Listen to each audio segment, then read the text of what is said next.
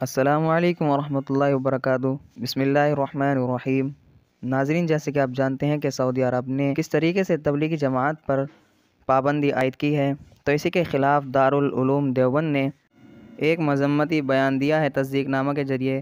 جیسے کہ آپ جانتے ہیں کہ دارالعلوم کا فتویٰ ہی نہیں حکم بن جاتا ہے، اور سعودی عرب کے خلاف اس نے کیا فیصلہ لیا ہے اور کیا کہا ہے سعودی عرب کی حکومت کو، جس میں وہ لکھتے ہیں کہ دارالعلوم دیوبند کے محتمم شیخ الحدیث مولانا مفتی ابو القاسم نعمانی نے مملکت سعودیہ عربیہ کے ذریعے تبلیغی جماعت کے خلاف مہم جوئی پر تشویش کا اظہار کرتے ہوئے کہا کہ حضرت مولانا الیاس دارالعلوم کے صدر المدرسین شیخ الہند حضرت مولانا محمود حسن کے طلاب مزاحمے سے تھے۔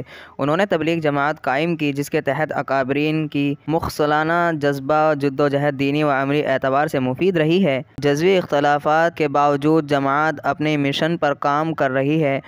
کم و بیش تمام عالم میں اس کا کام پھیلا ہوا ہے۔ اس سے وابستہ افراد اور جماعت کے مجموعی مزاج پر شرک و بدعت اور دہشت گردی کا الزام قطعی بے معنی اور بے بنیاد ہے۔